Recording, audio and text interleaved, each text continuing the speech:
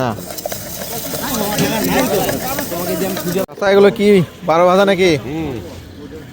12 ভাজা না 13 ভাজা? কত করে?